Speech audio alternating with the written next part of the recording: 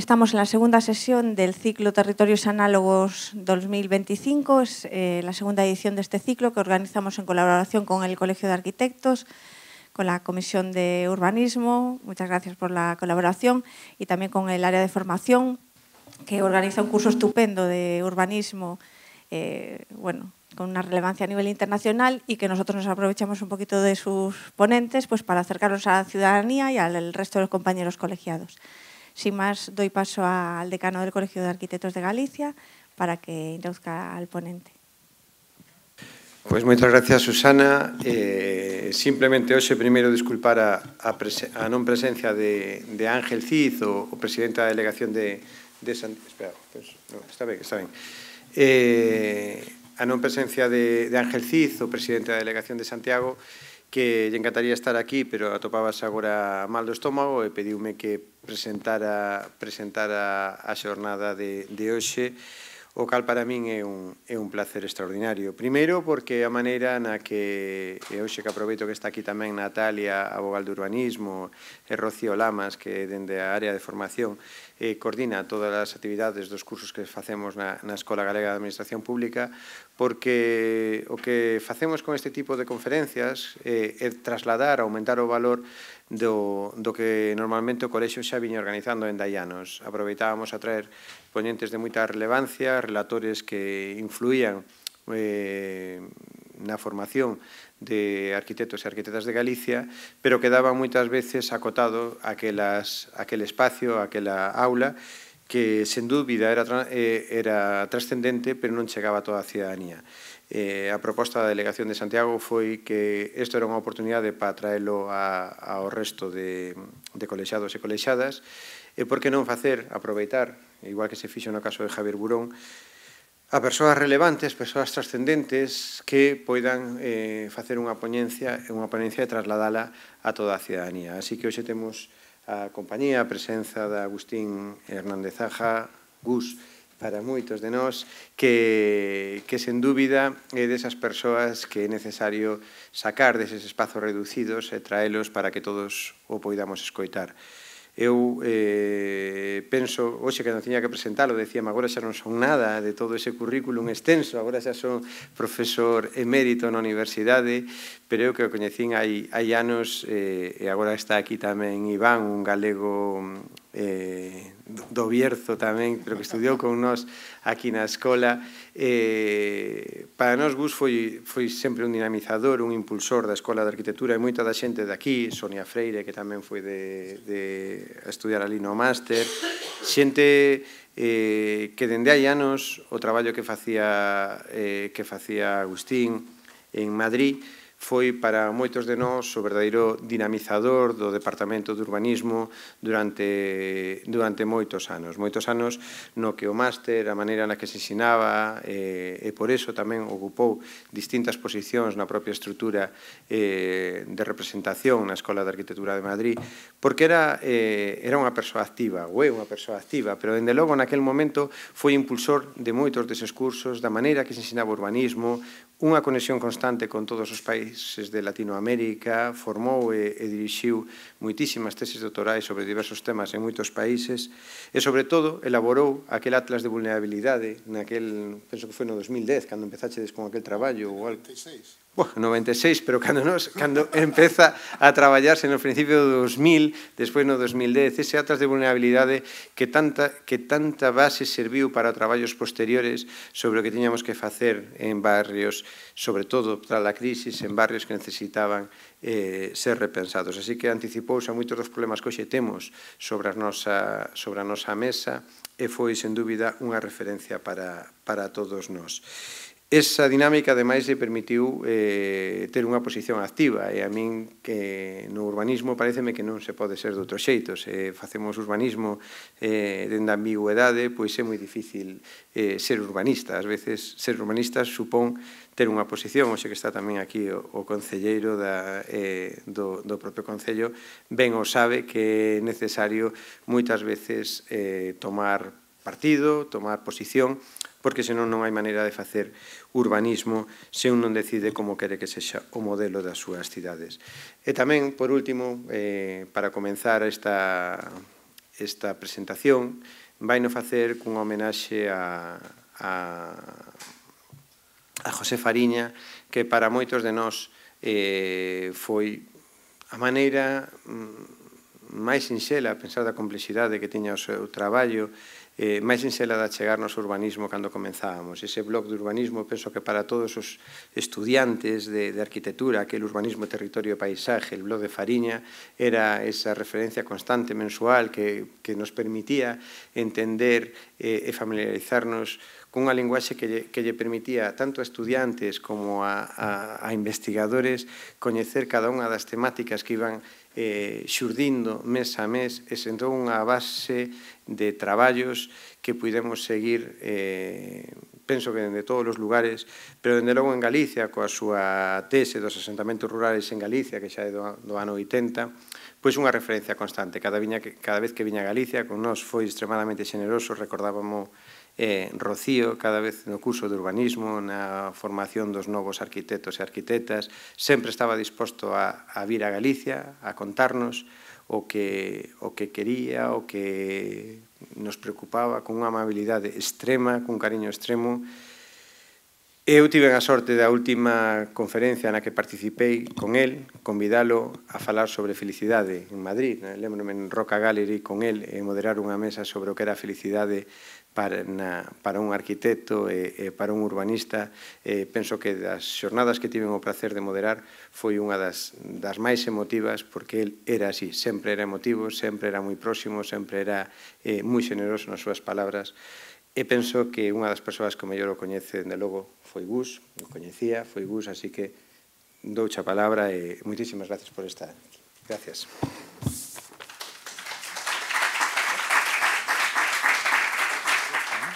Bueno, muchas gracias, Luciano. Y bueno, ha exagerado. Me pasa que debo pensar que a los mayores hay que cuidarles. Bueno, digamos, me es difícil. Han pasado solo 2 semanas del fallecimiento de José.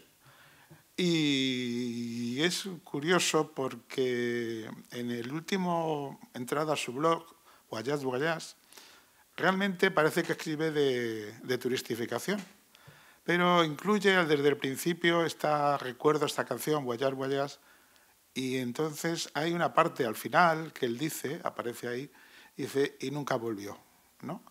El viaje, él, de alguna manera, yo no sé si lo sabía, si no lo sabía, si es el azar, si es el destino, si es una poesía que buscamos.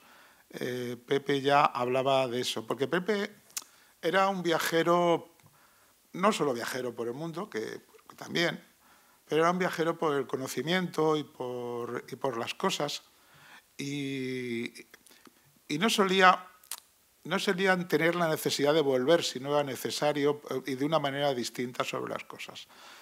Como ha dicho Luciano, en su blog tiene 282 entradas, o sea que el otro día estábamos pensando qué se podía hacer con ello y decíamos, pues no lo sé, con 282 entradas a un mínimo de 5 páginas por entrada, 100.400 páginas, no sé, creemos que se va a mantener el blog durante un tiempo suficiente, si no colaboraremos en la medida posible que sea.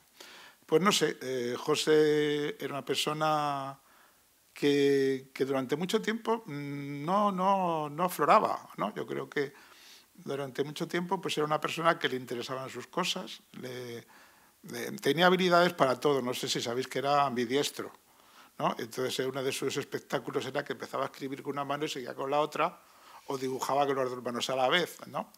Era bueno, pero le gustaba un poco hipnotizar a sus alumnos y a su público, ¿no? Era un buen hipnotizador en las 2 dimensiones. Te llevaba donde él quería, pero te llevaba a buenos caminos, ¿no? Entonces, te podías dejar hipnotizar por él sin problemas porque te va a llevar a un buen camino.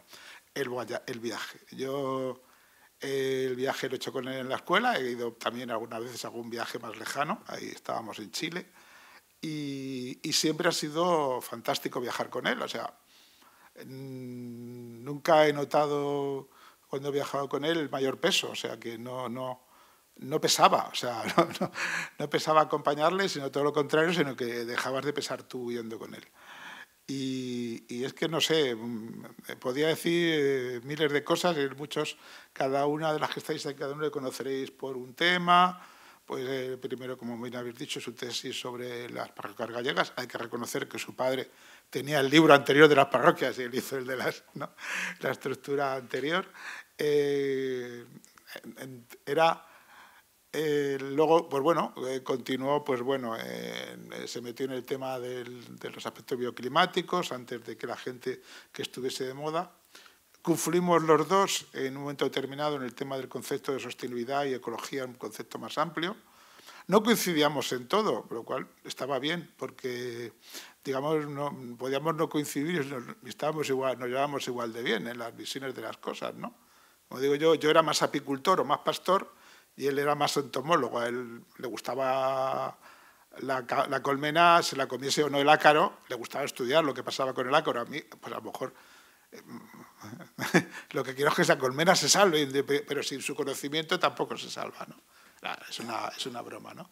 En el sentido, porque era una persona excelente, yo creo que tú me lo has dicho, yo creo que no conozco a nadie que se haya sentido ofendido por Pepe, no conozco a nadie que tenga una cuenta pendiente con Pepe, no con José, no sé, no le conozco, pese a que nos llevaba donde le daba la gana, ¿no? Que esa es otra cosa importante, ¿no? Que hacía con nosotros lo que quería, porque tenía una capacidad, insisto, de seducción y de conocimiento, y yo creo que como te podías fiar de él, pues ibas donde querías. Pero siempre te llevaba a buen sitio, con lo cual nunca ha habido nadie que yo sepa que tenga una cosa pendiente. No sé, creo que me extendería demasiado. Yo creo que la imagen y su última entrada, Guayar, Guayar, y esa frase de y nunca volvió. No volvió a los sitios que no debía y no volvió al sitio que estaba, que es... Aunque, como yo digo muchas veces, yo soy una persona que tengo una abuela gallega que a lo mejor hace algo. Entonces pienso que mucha gente de la que he perdido sigue a veces a mi lado, ¿no? No es que crea los fantasmas, es que creo que forma parte de mí, de mi cultura, haberlos conocido y no sé, no me extrañaría. O sea, puedo sentir que Pepe en un momento está a mi lado porque está dentro de mi conocimiento, mi experiencia y mi biografía. Y nada más. Pasamos ahora a una parte menos emotiva y no sé si os va a gustar o no. He de reconocer que he caído en la trampa de decir que sí que podía hacer este tema y cuando lo estaba haciendo digo, pues igual no estoy lo que esperan de mí ni yo estoy haciendo lo que debo, por el tema sobre todo de participación, ¿no? Aquí aparece una frase que Prigogine recuerda en Neil Bohr que dice que somos espectadores y actores a la vez. Ser actor implica que no todo está establecido, vivimos en un universo abierto, el futuro es incierto, pero podemos contribuir a construirlo. Bueno, lo decía Bohr. ¿Qué quiere decir eso? Que yo creo que cuando preparaba esta charla, sí que se daba en mí no sé si doble o triple, porque cuando la he preparado como pensando cuando he sido vecino, cuando he sido técnico o cuando he pensado, no he tenido dimensión política. Alguna vez la vez que me lo ofrecieron supe retirarme a tiempo, ¿no? Se equivocaban y yo supe decírselo. Pero yo creo que es esta mezcla. Cuando hablamos de participar, pues hay dos formas de participación. La que propone una transformación de lo establecido y aquella que busca impedir la transformación.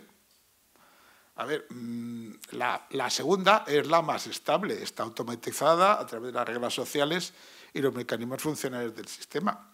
A ver, en esta sala, todas las que estáis y todos los que estamos, realmente, pues, colaboramos en el mantenimiento de una manera o de otra, de una manera de funcionar, ¿no? De un orden social que nos parece, bueno, no sé si el más confortable o el más interesante, pero sí suficiente para nuestras necesidades, ¿no? Entonces, pues, funcionamos. O sea, participamos siempre, participamos hasta cuando parece que no hacemos nada, ¿no? Cuando llevamos la basura al contenedor, participamos, ¿no? Cuando la tiramos fuera, no participamos o estamos haciendo un acto de rebeldía, que es una participación, no lo sé. O sea, que todo depende del contexto en el que haya verlo, ¿no? Digamos que conducimos por la derecha, pagamos las facturas, ¿no? Pisamos los proyectos, ¿no? Firmamos órdenes de obra que nos pueden llevar a la cárcel, no. O sea que, sobre todo, a las arquitectos de la sala que hemos ejercido, que habéis ejercido, pues sabemos un poco lo que es eso, o sea, que tenemos ahí. Y somos una parte de algo mucho más complejo. Pero la primera es la que siempre que requiere que exista la mayor cantidad de energía, recursos, estímulos para iniciarse. Porque, claro, hemos empezado a llamar participación, el uso común es cuando la gente se pone en marcha para transformar algo que no le complace o no le interesa. O sea, que hemos trasladado el concepto de participación. Es uno de los conceptos de participación, porque otros conceptos de participación es, ya les hemos preguntado, les hemos contado lo que vamos a hacer, pues les hemos contado, han venido 5.000, pues 5.000 participan a favor de no sé qué, o si no han protestado mucho, no lo sé, más ahora que tenemos ya, esto se ha ido quedando viejo porque ahora tampoco sé muy bien cómo explicarlo en este mundo digital complejo de múltiples dimensiones, ya también cómo se ejecuta eso, ¿no? Pero en realidad, cuando estamos hablando de participación es cuando queremos hacer una acción concreta para transformar algo que nos parece que es peor de lo que necesitamos, queremos o sabemos. Y ahí también entra todo, entra desde los propietarios de los pisos turísticos que no quieren que les pongan una normativa que les fastidien y participan, ¿no? Participa la ciudadanía cuando quiere, diga, oiga, yo quiero dormir, quiero vivir en una ciudad de verdad, etcétera, etcétera. Y ahí es donde se produce, claro, el gran problema de cómo se llegan los consensos, los conflictos. Ahí ya. Claro, cuando estamos aquí como arquitectas y arquitectos, pues el territorio es una cosa realmente compleja, ¿no? ¿Por qué tiene que haber una participación? Porque cada decisión que se realiza sobre cada uno de esos espacios afecta al futuro, a la realidad de las personas. Y entonces, en nuestra práctica normal, urbanística, tenemos la obligación de hacer información urbanística. Realmente es el único sitio donde existe una participación reglada, porque ni siquiera en estudios de impacto ambiental existe una participación en ese sentido, ¿no? La única que tiene una participación claramente reglada es nuestra actividad cuando hacemos urbanismo. No es la única que tenemos ahora mismo. ¿Pero por qué? Porque, claro, se entiende de que eso afecta a muchas dimensiones, que son de todos, ¿no? El territorio, la cultura, la existencia no de empleos, la solución de cruzar una ría, pues todo eso es un conjunto de cambios que tiene que la gente que participar, ¿no? Sobre eso, resulta que sobre eso que ya es bastante complicado o incierto, todos los tiempos han sido inciertos, ¿no? Con la COVID supimos que había habido una COVID en los años 20 del siglo XX, ¿no? Que había habido ya algo parecido, pero no nos lo había contado nadie. Empezaron a sacar fotos, ¿no? Cuando algo se quema o hay una catástrofe, pues son también aspectos que tienen que ver cómo los atajamos, cómo los prevemos, ¿no? Hasta ahora la participación ha sido, la ciudad cómo puede ser consciente de todo esto, ¿no?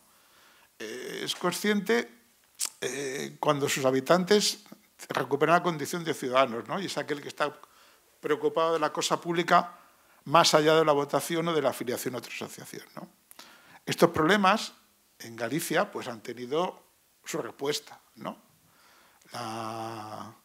Es participar en aquel momento cuando el Prestige era, pues no sé, ir a limpiar. No lo sé, no ahorcar a nadie, ni, o sea que había un bien común principal que iba más allá del cabreo, que era la naturaleza en su conjunto, ¿no? Esa madre naturaleza que se entendía como tal, ¿no? Y gentes, gallegos sobre todo, pero gente de otros sitios, vinieron aquí, dieron acogidos como hermanos y colaboraban en una tarea común, ¿no?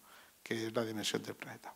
Pues la gente también recogía ahí COVID con las mascarillas, ¿no? Para dar de comer a sus con las mascarillas recogían alimentos para dar a comer a sus vecinas y vecinos que no tenían. O abajo, pues hay un grupo de personas se pone a repoblar un bosque incendiado, ¿no?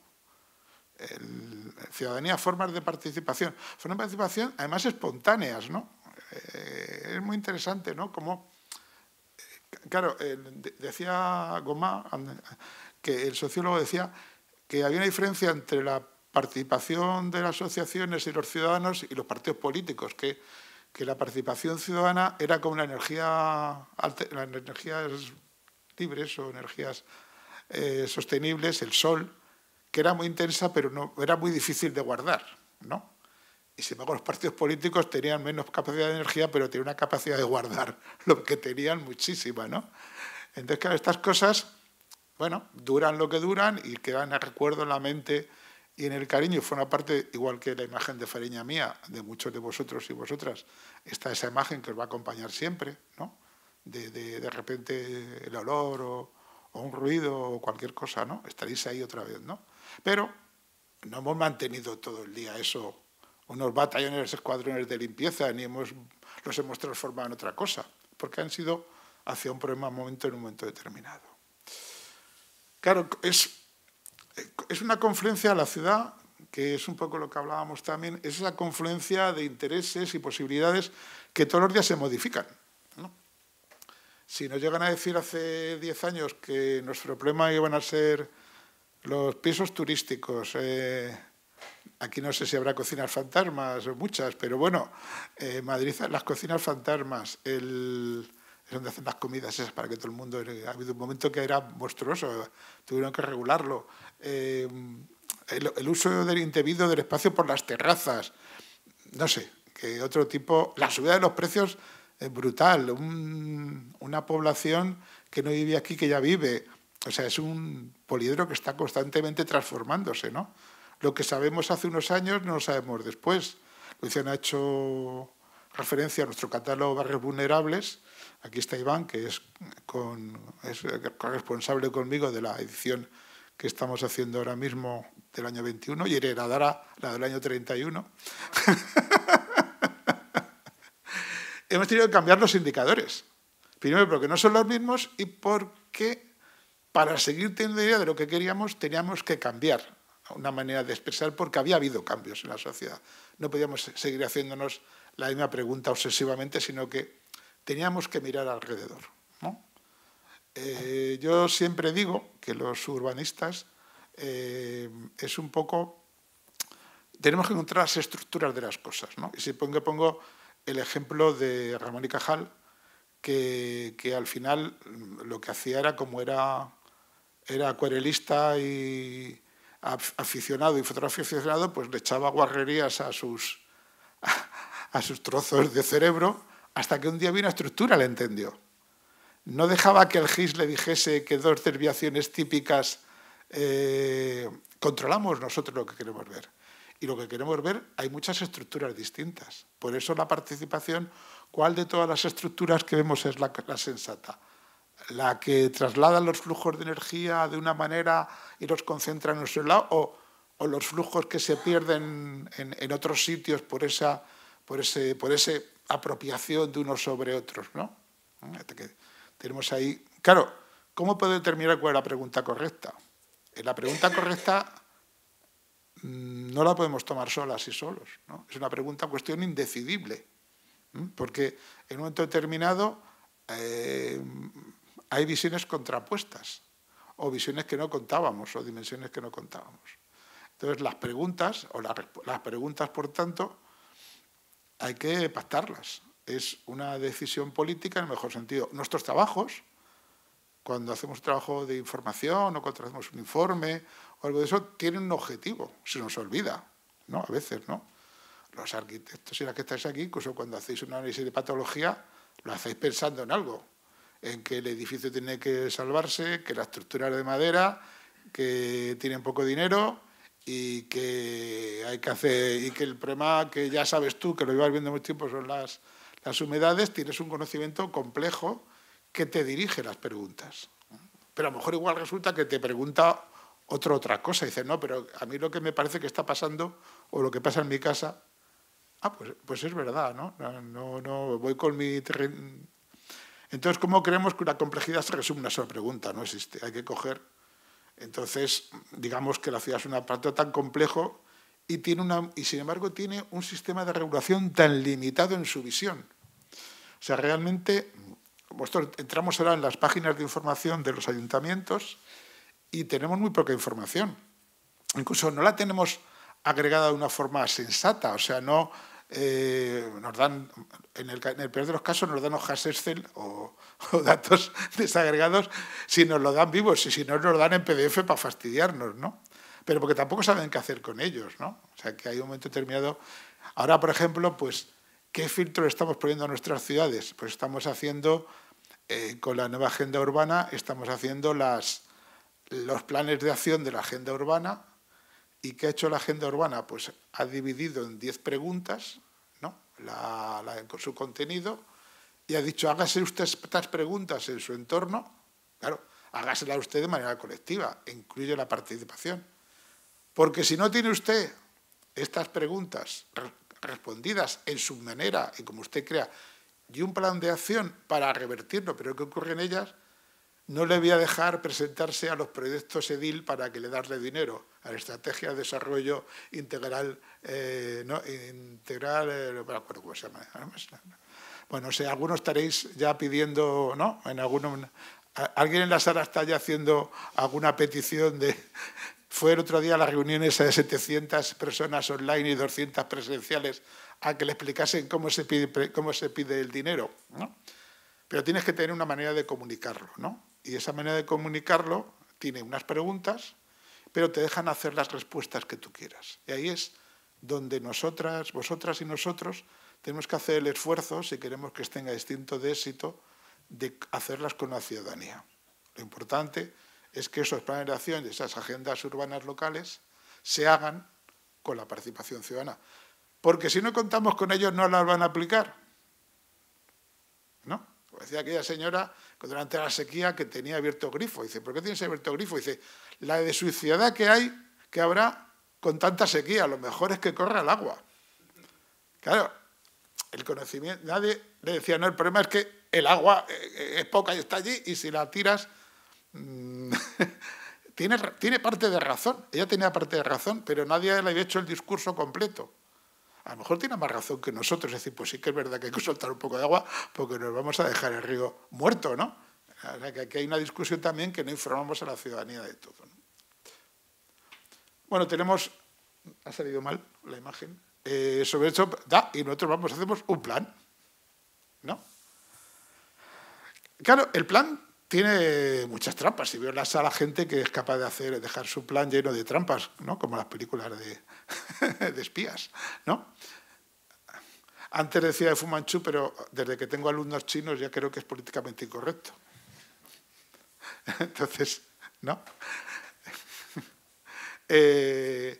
Claro, incluso este plan, aparentemente cerrado, aparentemente complejo, si lo hacemos bien y preguntamos y dejamos que las preguntas afloren, tendrá suficiente flexibilidad en su normativa, suficiente flexibilidad en sus determinaciones, como para que pueda dar respuesta. Porque también, fijaros, cuando hacemos un plan, estamos estableciendo una conversación como esto de que mandaron, ¿no?, la nave Voyager con un disco dorado al espacio para que lo vean los alienígenas algún día, ¿no? O sea, un plan es un texto que se va a leer durante 5, 10, 15 años, a veces más, ¿no?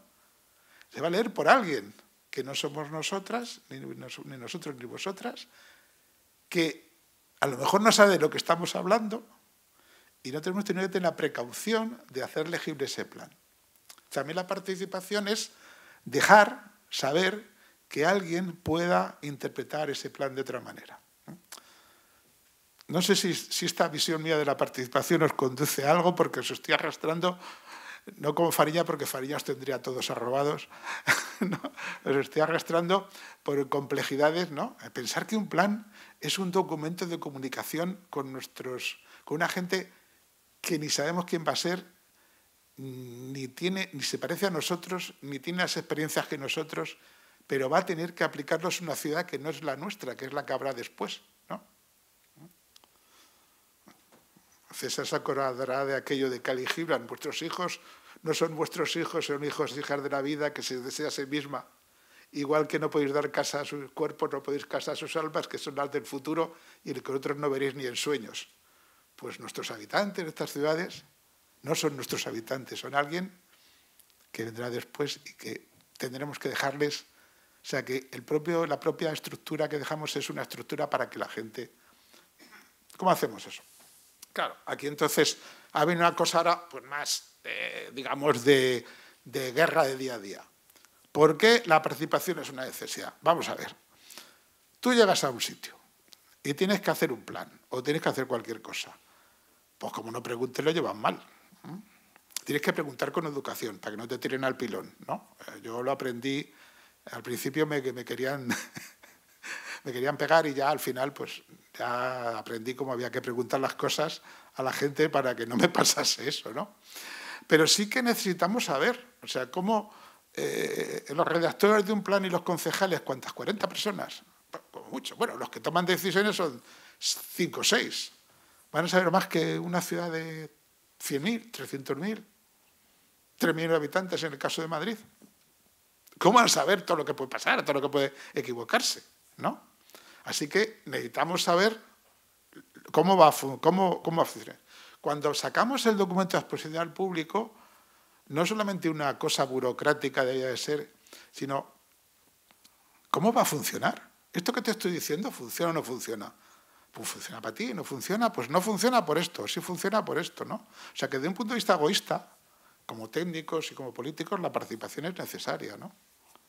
Ya el dilema ético de que construimos para uno y para nosotros, pero que también, ahí va a ser también muy importante. O sea, como decía un compañero mío que estaba en el ayuntamiento cuando el gobierno de Manuela, decía, el problema es convencer a los técnicos que ya no están para servir a los promotores, que no tienen que hacer todo lo que les mandan los promotores, que están para hacer una ciudad mejor, ¿no? Dice que eso fue un problema, porque la gente no tiene costumbre de poder pensar cómo hacer una ciudad mejor. Lo que estaba acostumbrada es que le decían, tú haz caso a este, ¿no? Y resuelve el problema, ¿no? Entonces, claro, es complicado, también depende a quién sirves, ¿no? O sea, que las dimensiones, son las múltiples dimensiones. Claro, las que sois buenas urbanistas o unos arquitectos es que tenéis el pensamiento suficientemente complejo como para ser capaz de determinar aquello que no te están obligando a hacer, pero que es prudente hacer, pero porque genera ese espacio para esa conversación futura o inmediata, aparte de aquello que los que tejen hegemonía política, cultural, lo que sea, te imponen. Entonces ahí hay un problema de cómo manejamos esa información. Vamos a tener información de muchos tipos y la vamos a juntar todas en un solo proceso. ¿Cómo prever la respuesta a todo esto? Y la ciudadanía, ¿qué queremos? Cada una de vosotras y nosotros. ¿Y qué quieren los demás? Y llegar a un pacto de todo eso, porque te pones en una asamblea y, bueno, aquello al principio... Pero es que además normalmente no sabemos lo que queremos porque no sabemos lo que podemos pedir. Entonces también es muy curioso, las asambleas, estos procesos de participación de los POSIT y tal, son un desastre, porque juntas a la gente un día sin decirle de qué va la cosa y que imaginen algo, y claro, pues ponen los POSIT tal, y se van, y ya está, ¿no? Eso no debía ser así, es una cosa más compleja, es de todo lo que puedes pedir, ¿qué puedes pedir? ¿Qué estamos hablando que se puede pedir? ¿Qué quieres? ¿Tú qué quieres? Pues ser rubio, alto y rico. Bueno, pues es que eso no puede ser. Y dice, pues pide otra cosa. Y dice, bueno, pues mira, a ver, que esté más cerca al ambulatorio y que le quiten el escalón a la escalera de no sé dónde. Después eso ya, ¿no? O que en el futuro, aquí donde me está estorbando esto, no podría ser que lo muevan y pongan unos árboles, ¿no? Bueno, cosas, hablando muy modestamente. Luego ya, como sociedad, pues es más complejo. Aquí tenemos, pues eso, la ciudadanía una vez que se pone a ello, pues, o una vez o participando en un proceso de participación reglado, como puede ser el de la derecha, o el propio Consejo Federal de las Confederaciones, Asociaciones de Vecinos, que se reúnen para ver qué les pasa con un grupo de autoayuda, a ver qué putadas han hecho este año a vosotros en tu municipio, ¿no? Entonces se cuentan las penas y salen un poco más tranquilos, ¿no? De que, bueno, les ha pasado lo mismo. Entonces, y un poco como lo ha resuelto uno, pues mira, pues es verdad, a lo mejor no lo cuento, ¿no?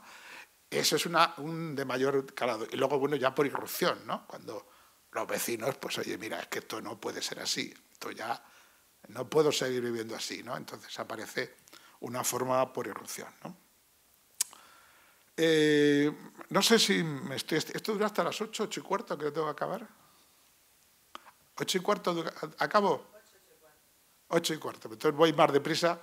Entonces, para ir muy deprisa, el constructo la calidad de vida, es una construcción de varias dimensiones. Este gráfico se lo he robado a otro compañero que sigue pegado a mí, pero sé que no está aquí ya en su realidad física, Julio Alguacil, que era un sociólogo urbano muy interesante, muy importante. Y entonces él planteó este triángulo de la calidad de vida, que eran las 3 dimensiones fundamentales que había que solventar para tener calidad de vida. Había que solventar no una de las dimensiones, sino varias, que otra de nuestros problemas. Nuestros problemas, las buenas urbanistas y los buenos urbanistas, sabéis que resolvéis más de un problema. Nuestros amigos ingenieros a veces solo resuelven un problema y nos la arman, ¿no? Hay que reconocer que sin ellos tampoco podríamos vivir, pero a veces se empeñan en resolver un solo problema y decir, oye, esto es un problema más complejo. Aunque hemos de reconocer que hay ingenieros muy buenos y arquitectos muy malos también, ¿no? Vamos a poner Entonces, hay 3 dimensiones, que es la calidad de vida, se compone de la calidad ambiental, que es la calidad del espacio en que vivimos, ¿no? Que tiene dimensión habitacional, las viviendas, la reducción del barrio, y luego la otra dimensión donde eso recoge, que dependiendo de la escala, pues puede llegar a la región, a la ciudad o a la metrópoli. Eso ya vamos a ver que habrá aquí dimensiones de todo tipo, porque mañana vamos a estar con gente que es básicamente de municipios pequeños, en localizaciones, con lo cual la dimensión mayor ya es casi una biorregión o una región o un espacio más complejo, ¿no? El bienestar, que no es estar a gustito, sino que ahí ponen las condiciones objetivadas, que son aquellos derechos que la sociedad te reconoce. El derecho al trabajo, a la salud y a la educación. Salud y educación están recogidos en la legislación española con leyes orgánicas, con las limitaciones que tengan, pero están recogidos. El trabajo nunca se ha llegado a recoger una ley orgánica. Durante una temporada te pagaban por no trabajar, porque como el capitalismo era tan capaz de dar trabajo, pues decían una chulería. Y si no te doy trabajo, no te preocupes, que te doy un seguro de desempleo. Eso ya se les ha ido quitando la chulería y han dicho que eso es una paguita. Dice, no, pero no decías que me ibas a dar trabajo a todos, que eras tan listo. Bueno, entonces ahora ese derecho al trabajo pues es una discusión más compleja. Y luego la identidad cultural o aquello que nos crea a nosotros, que es el tiempo libre, la participación, aprobación y la pertenencia a redes sociales. Fijaros que todas esas son, en realidad, se pueden construir binomios o triadios en una sola dimensión o entre ellas, ¿no? El tiempo libre con la salud, la educación con el espacio educativo, con el propio espacio que te educa, las redes sociales pues con el trabajo, ¿no? La existencia de un sindicato, la existencia de tener algo que te da trabajo. O sea que realmente esas 3 dimensiones, os aconsejo el libro de Julio que lo leáis porque es interesante, ¿no? Aquí tenemos un poco cómo sobre ese espacio, pues aquí tenemos esas dimensiones, cómo se construyen, ¿no? He metido la naturaleza porque me parecía muy clara, porque es un espacio en reducción, ¿no?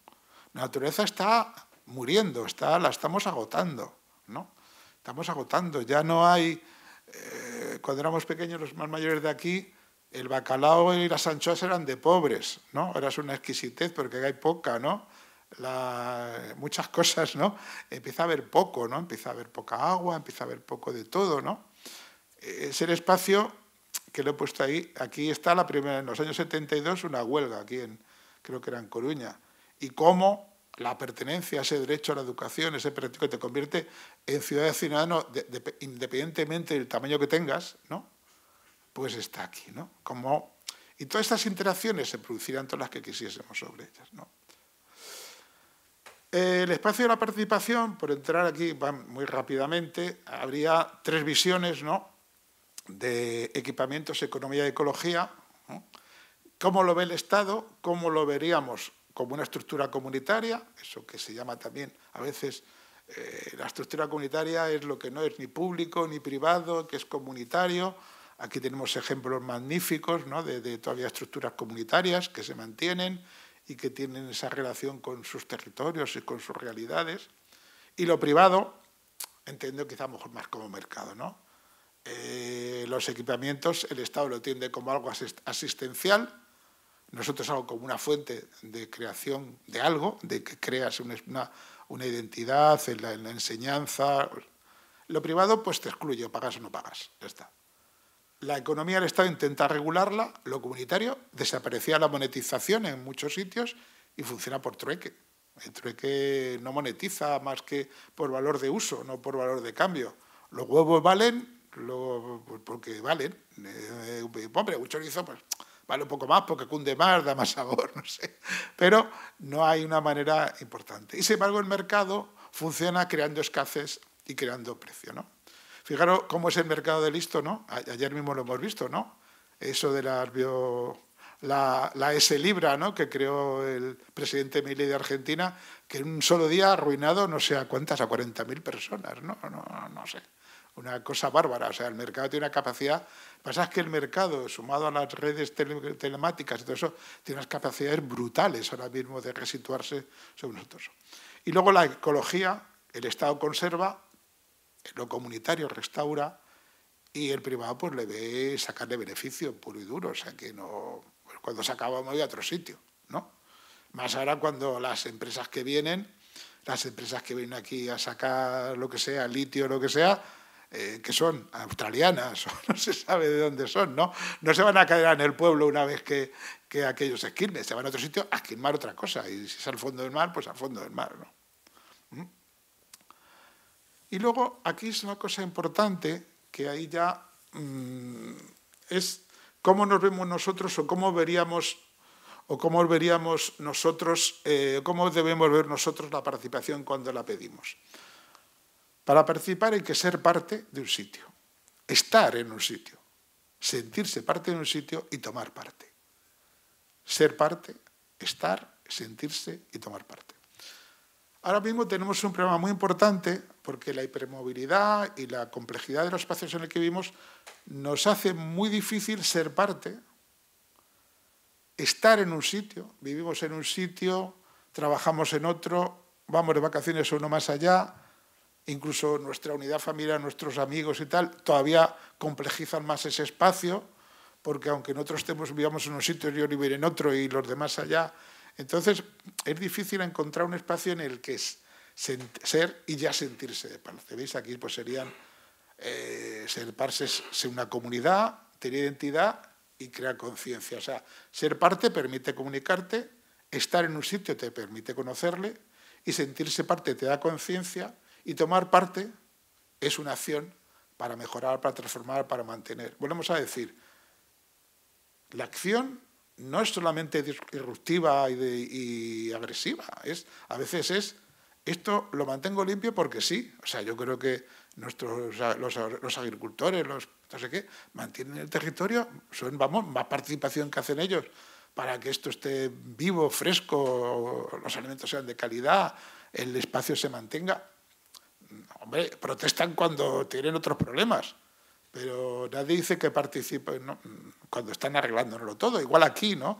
Unos buenos vecinos que mantienen su casa adecuada, que mantienen su relación con el de al lado, que no te pintan de rojo las... ¿no? Yo imagino que un día te pintan de un color que no deben, de amarillo carruaje, y va Ángel con la Guardia Civil o con la Policía Municipal, los detienen y las pintan los bomberos ese día mismo, las carpinterías del color adecuado, ¿no? Nadie se le ocurre hacer esa barbaridad, ¿no? Bueno, aquí estaría un poco lo que serían unas distintas formas de participación, la ciudadana, la política y la social, y luego la comunitaria, que en realidad se cruza con la ciudadana. La participación social es cuando la gente decide que toma parte en un espacio conscientemente para reclamar situaciones o demandar cambios, ¿no? Es una participación social, según primos. La política, en sus dimensiones, pues es cómo intervenir en la designación de los gobernantes, y si no hay participación política, no hay sentimiento de pertenencia. Y esto nos va a llegar, no sé si vamos a llegar al final, pero intentaré llegar a esa reflexión. Y luego la comunidad ciudadana es cuando la ciudadanía, entendida como comunidad, se reúne y busca soluciones a sus necesidades, siendo sus protagonistas o actuando como interlocutores.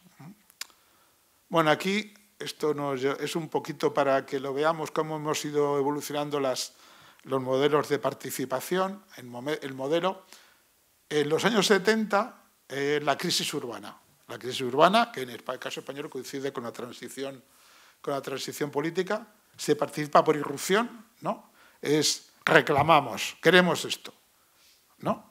La estructura social se basa en la contradicción tradicional de clase, y en la estructura hay una conexión entre los grupos formales y los sectores activos. Los grupos formales, que son los partidos políticos, y los sectores activos, que son las asociaciones de vecinos, de hecho están confluidas. Llega la crisis económica, o eso que los que tenemos ahora se llamó el desencanto, ¿no? Después de la transición vino una cosa que era el desencanto, ¿no? Esto no es como pensábamos, bueno, pues hay que dejarse llevar, no sé qué. Ahí la participación ya no la hacían por invitación. Nuestros antiguos compañeros ya eran concejales, o había concejales nuevos, que bueno, decían, venga, vamos a preguntaros un poco lo que hacéis, ¿no? Hubo un repliegue defensivo, habían perdido fuerza, cuerpo, parte de las agresiones más fuertes que sufrió la población habían sido resueltas o estaban en plan de resolución. Ya empieza a haber, todo el mundo se siente clase media, pero ya, a protestar por esto que es de pobres, ¿no? Y ya empieza a haber una conexión entre los grupos formales y la administración, ya forman parte de la administración, y ya se van yendo de los sectores activos, de las bases locales, ¿no? La crisis social, que eso está ya más posterior, ¿no? Cuando ya pues, se produce ya más allá del desencanto, hemos vivido todas y todos un momento en el que pues, hay una descomposición, pues, no sé, el postacherismo, la destrucción de la puesta en solfa de los sindicatos, de los partidos políticos, de la administración, de todo lo público, ¿no? Es un desencanto y una recomposición. Hay una resistencia excesiva de pequeños grupos, hay polarización social. ¿Por qué? Porque lo que ha ocurrido es que hemos creado unas clases más pobres que se han separado de las clases medias, medias bajas, asustadas de poder bajar abajo, y entonces hay una polarización de los que menos tienen con los que tienen algo, y los que tienen mucho que están felices de que los que tienen algo les defiendan de los que menos tienen de abajo, ¿no? Para eso los tienen, ¿no? Pues lo que está ocurriendo ahora con el ascenso de los grupos de extrema derecha y tal, que en realidad es crear un cuerpo que te defiende de los que tienen menos y tú estás arriba tan feliz, ¿no? En realidad hay una desconexión ya, no solamente los grupos formales ya ni se bajan a los barrios, y las asociaciones de vecinos, sectores activos, ya ni siquiera encuentran acomodo o son reconocidas como tales por los bases populares, por la población. Ya esos señores mayores que están en las asociaciones de vecinos, pues no sé, sí, vamos a ver si arreglan, a ver si les decimos que arreglen no sé qué. Oye, que arregléis no sé qué. Dice, pero si yo soy un pobre señor que está aquí manteniendo el local este como puede, ¿qué te crees que puedo conseguir? ¿Por qué no habéis pedido? ¿No?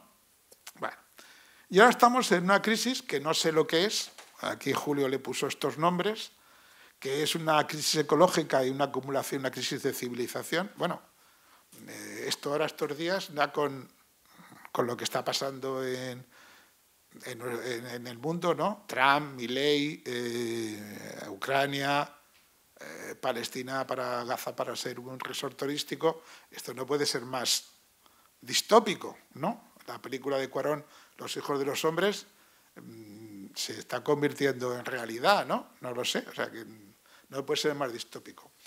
Ahí lo que pasa es que habrá que construir unas formas de participación nueva, habrá que, los contenidos de actitudes son muy mezclas, son un conjunto de pequeñas decisiones, la estructura está muy fragmentada y existe una multiplicidad de redes sociales por sectores. Redes sociales que además son absorbidas por redes sociales malignas, ¿no? Por redes sociales virus, ¿no? Que nos confunden, nos equivocan, nos consumen, ¿no? O sea, todo eso, ya todo el mundo da por supuesto que el Brexit, bueno, pues sí, hubo una empresa que empezó a llenar de mensajes a través de bot y consiguió cambiar un poco lo suficiente para que Inglaterra se saliese de Europa. Y no ha ido nadie a la cárcel, ¿no? O sea, eso se sabe que alguien lo hizo, se sabe que los rusos tienen su fábricas de bot, que lo que hará Elon Musk no lo imaginamos, pero bueno, ¿y qué ocurre? Pues ahora la gente dice, me estoy yendo de X, ahora me voy a Blue Sky. No sé cuánto tiempo tardarán en ocupar Blue Sky, pero claro, todo lo que sea, incluso ahora con la inteligencia artificial, con estos mecanismos que producen información masivamente. Así que aquí tenemos, por lo que hemos ido pasando, y no sabemos lo que vamos a hacer ahora, que es este último espacio. Con lo cual, cuando recibáis a los vecinos y vecinas, o tengáis que participar también como vecinos y vecinas, pensaros que no es lo que había antes. La escalera de participación, bueno, esto es una cosa, en principio, pues pasamos de usuarios de gestión directa de los mecanismos, a partir de un momento suben más porque nos dicen lo que va a ocurrir. En algún caso subimos una escalerita más y nos dicen, oye, ¿qué os parece? Y nos hacen unas preguntas para luego elegir la que más le conviene, no siempre la que... Luego ya sería hacer cogestión y el último sería la autogestión. No sé si nos queremos quedar hasta el grado de la autogestión, eso también personalmente cada uno toma la decisión, igual dice, no, pues que eso ya es muy cansado trabajar 2 veces, ¿no? Pero de alguna manera saber qué nos están dando y qué nos están dando y cómo podemos colaborar de una manera personal, individual o a través de mecanismos que nos lo permitan. Aquí estaba un poco, esto lo voy a pasar muy rápidamente, yo creo que es importante que es los agentes según los modelos de administración, el modelo burocrático, el modelo gerencial y el modelo relacional, que es el que no existe. No, el modelo burocrático es el clásico del Estado padre que te da... Los políticos son representantes, los técnicos somos tecnócratas autoritarios que decimos lo que hay que hacer porque lo sabemos perfectamente y si no nos arregla. El empleado público es un funcionario que da fe con su buena voluntad, pero yo solo respondo ante el Estado si he jurado con Dios y si no por mi honor, ¿no? Las asociaciones pues están ahí reivindicando lo que pueden y los ciudadanos pues son votantes, contribuyentes y administrados. En el gerencial, que es esa cosa moderna que se ha empezado, que yo cada día que paso veo más cosas gerenciales por todos los sitios, ¿no? Más cosas que hemos ido dejando de lo público al mercado, ¿no? El político empieza a pensar que es un representante empresario, o sea que, ¿os acordáis cuando nos llamaban señores viajeros, ¿no? Ahora nos llaman estimados clientes en Renfe, ¿no? Hemos pasado de viajeros, que era una cosa, a clientes, ¿no? El técnico es un gerente especialista, ni siquiera sabe de lo suyo a veces, sino que directamente contrata piezas, no sé qué, las coloca, les dicen cómo manejarlas. Los empleados públicos ya no son funcionarios, entonces hay mucha gente que está feliz de que sean trabajadores contratados en situaciones precarias, que se les mueve de un sitio a otro y que acaban perdiendo el conocimiento de lo que saben. Porque antes el funcionario mal que bien sabía... Era como aquel que cuando se le iba la luz en el pueblo sabía a qué transformador había que ir para darle a la tecla, ¿no? Eso hubo unos incendios en no sé dónde porque habían cambiado a la empresa de mantenimiento, lo habían privatizado y nadie sabía dónde se apagaban las cosas, ¿no? El día que se saltaba la electricidad. Nadie sabía dónde estaba ¿Y esto dónde está? ¿No? ¿Os acordáis que el práctico del puerto de Coruña, cuando el Prestige dijo, si yo lo habría metido, pero es que habían privatizado el servicio, ¿no? ¿No os acordáis de aquella frase, ¿no? O sea, decía, bueno, tampoco está tan mal. A veces tenéis funcionarios que saben dónde está todo y tienen memoria. Y tienen memoria de lo que hizo el otro, de lo que hizo aquel, porque al fin y al cabo los políticos son eventuales y los ciudadanos somos como mariposas que aparecemos y desaparecemos un día, ¿no? Estamos en estructuras estables, ¿no? Y luego, pues, el ciudadano es un votante consumidor, ¿no? Consumidor, cliente, y bueno, pues ahí estaría. ¿Qué es el modelo relacional? Pues que decía Julio, pues no sé. El político, un mediador, emprendedor que nos ayuda a dirigirnos por este mundo futuro que no sabemos cuál es. El técnico también tiene que juntar todo lo que encuentra, no lo sé. Los empleados públicos serían trabajadores corresponsables de sus decisiones con nosotros, con la ciudadanía. Las asociaciones tendrían que colaborar en cooperar y mediar en los servicios. No lo sé, esto tiene multitud de... No me voy a enrollar mucho más. Entonces, para acabar un poco rápidamente, hay unas cosas provocadoras, ¿no? Estímulos a la participación. ¿Cuándo algo sale? Oportunidad. Pues la participación cristaliza y sale bien cuando es oportuna. Me vas a decir, pues vaya, nos ha sacado de un problema, ¿no? Pero no sois conscientes de que muchas cosas que hemos hecho han salido sin que nos esperásemos que saliesen tan bien, y las que esperábamos que les saliesen bien no han salido, ¿no? Entonces, bueno, no es cuando es justa moral o viene determinada por análisis. Hay algo que es la oportunidad, que eso no se sabe, pero tenemos que ser conscientes de que tanto en una dirección u otra la participación va a funcionar cuando hemos acertado de alguna manera esa complejidad. El barrio, o en el caso del disperso, pues sería la parroquia o como lo entendamos, ¿no? Es el espacio de referencia. Ya hemos dicho que hay que ser parte y sentirse parte para poder participar, ¿no? Tiene que estar... tú participas para algo concreto. Hombre, también participas para cosas más generosas y genéricas y tal, pero en principio es en el espacio en el que tú tienes capacidad de acción. Las redes, otro es que nos permitan conocer todas las dimensiones del problema. Cuando nos reunimos en grupos, las mujeres que trabajadoras no sé, de hogar, con los enfermos de no sé qué, con los padres de la AMPA, con no sé qué, cada uno que tiene una red, suman conocimientos y encuentran el problema en su globalidad. Y suerte.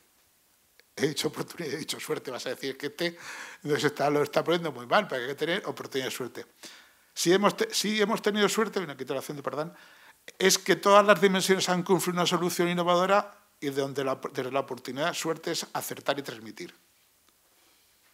Transmitir también, ¿no? Acertar y transmitir. Acertar es aprender, ver bien, tener la suerte. Y luego las barreras, pues está la alienación, ¿no? La alienación es que estamos tan saturados de bienes de información que no somos conscientes, trabajamos en un sitio, rimos en otro, tenemos informaciones a porrón, ya no leemos los periódicos, ya leemos cosas a trozos, ¿no? Cuando me leo el periódico los domingos digo, joder, pues todas las cosas que cuentan en el periódico, ¿no? Que si no leyes el periódico el domingo no me enteraría, ¿no? Digo, porque entra en una profundidad que no entra ni en la radio ni en... ¿no? La represión, existe una represión que puede ser directamente política, que entonces no saldríamos del concepto de participación para entrar en otra cosa, pero existe una interna, tanto en lo personal como en las organizaciones, que empieza a rechazar cosas como inútiles. Esto no lo hagamos, esto ya salió mal, esto no nos va a llevar a ningún sitio. Vamos a ir a lo mollar, ¿no? Eso no te metas en líos, ¿no? Cuando resulta que lo que mejor nos sale a veces es cuando hacemos una cosa inesperada o enloquecida, ¿no? Y luego la jerarquización. Cuando una propuesta es organizada desde la propia organización de su interés de supervivencia.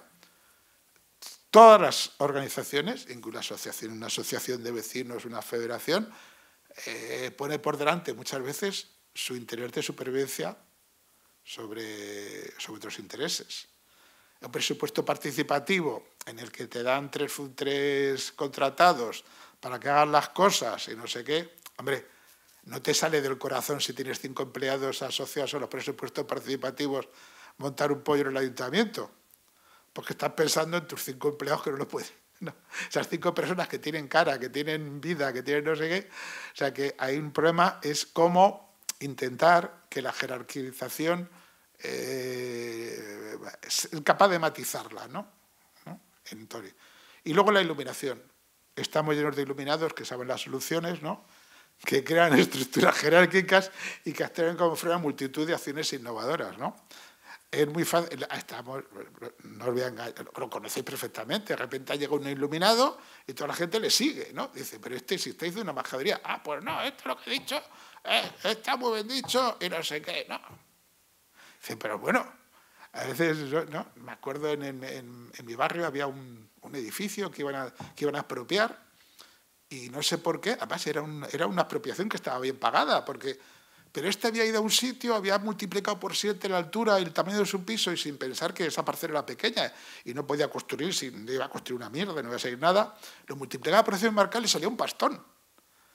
Y yo un día les digo, ¿pero por qué le estáis apoyando si esa expropiación está bien? Era una expropiación, una de ejecución. Digo, lo que hay que pedir es vivienda pública en ese solar.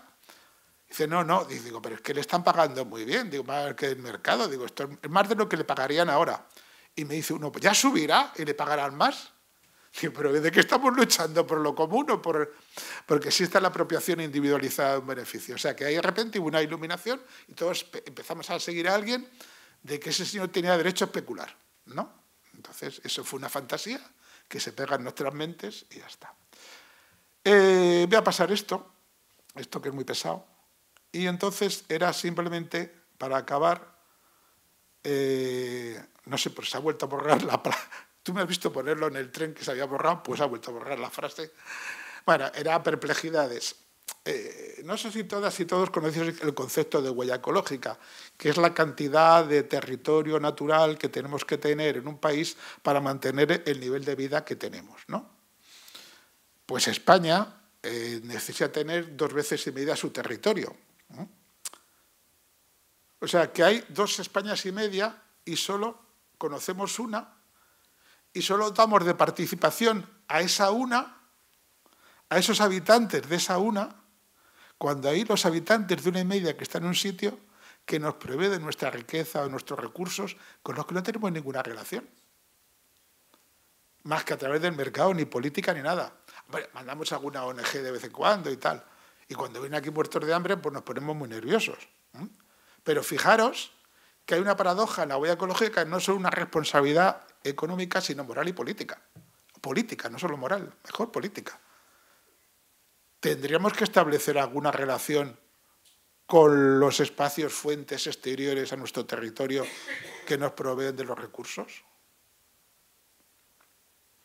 La pregunta sobre la participación, porque estamos participando donde los ricos, ¿no? Y estamos participando a lo mejor sobre espaldas de otros, ¿no? Y luego otra muy divertida es que si 500.000 gallegos pueden votar dentro de unas semanas, ¿no? Que son el 20% del censo electoral, ¿no?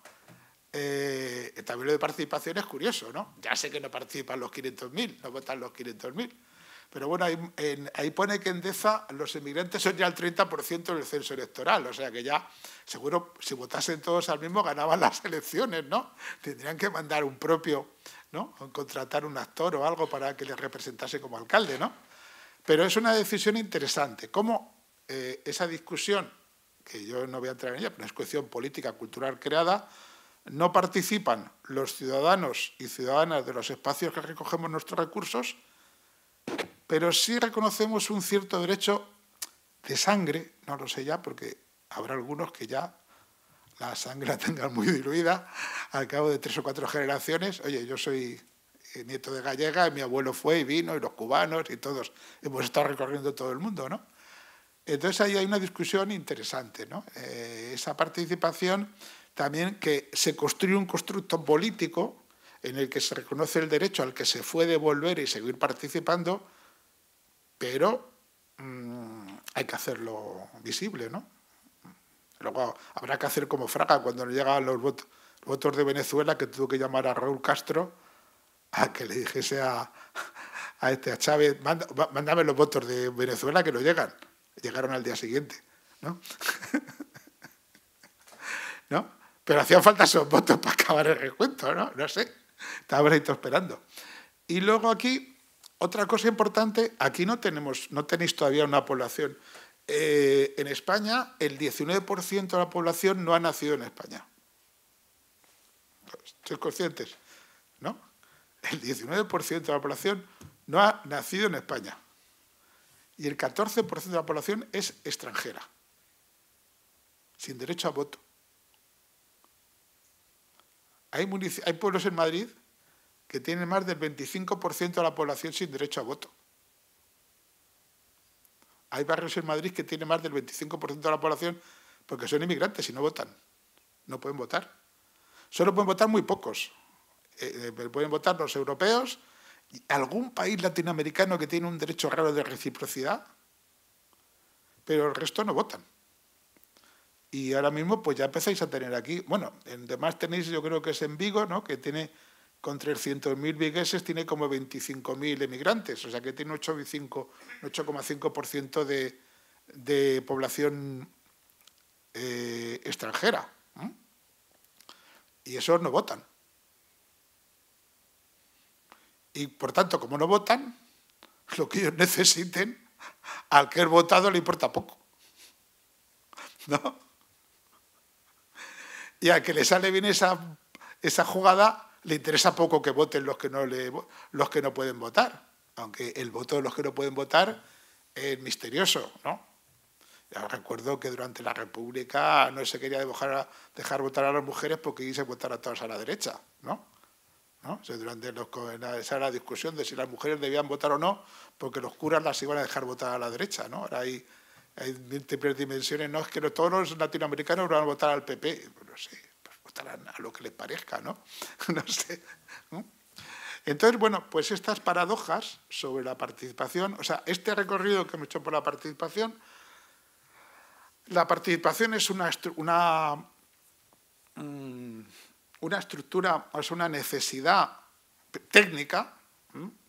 De hecho, no hemos tenido aquí el mundo empresarial, pero eso que llaman co-creación, que le hemos trasladado ahora a los modernos a las cosas, es que te reúnen con diversos boles de patatas fritas con sabores a ver cuál más te gusta. Eso lo llaman co-crear, que eligen contigo la patata frita que más van a vender porque tiene mejor sabor, ¿no? O si prefieres que la bolsa sea de medio o de cuarto, o sea, bueno, ya te dejan elegir esas cosas, ¿no? Pero eso no es lo que queremos nosotros. Lo que queremos es recoger información suficiente y luego tenemos que ser capaces de entender de que hay distintas necesidades, distintas líneas de participación. Y claro, cuando vosotras y nosotros construimos ese libro para el futuro, ¿no?, como la nave Voyager, ¿no?, que ya sabéis que ha salido ya llevan 42 años por el espacio, eso, ¿no?, y sigue mandando todavía algún mensaje. El otro día consiguieron reordenar la antena para que nos mande. Cuando alguien abra nuestro libro, pues sea un libro que ha tenido pues mucha utilidad. Y si hay que revisar el libro, hay que hacer una modificación del libro, pues sepamos a quién llamamos, a quién hablamos y cuántas dimensiones tocamos. Y que siempre intentemos resolver más de un problema. Eso que decía nuestra madre y nuestra abuela, tu hijo hace una cosa, pero hazla bien. Cuando hacemos una sola cosa, fastidiamos varias. Si solo pensamos en una cosa, fastidiamos muchas. Hagamos una cosa bien, pero todo lo que hagamos, pensemos que hagamos otra cosa o dos para otros que no sean tan estrictamente... Eso, pues bueno, lo hacemos, se supone que con arquitectura muchas veces, lo hacemos con el urbanismo y lo debíamos de hacer con esta revisión. Y ahora no sé si era lo que esperabais, imagino que no, pero es hasta donde he llegado. Y para que acabemos bien, se la dedico a José Fariña y así se os olvida todo lo malo que he hecho.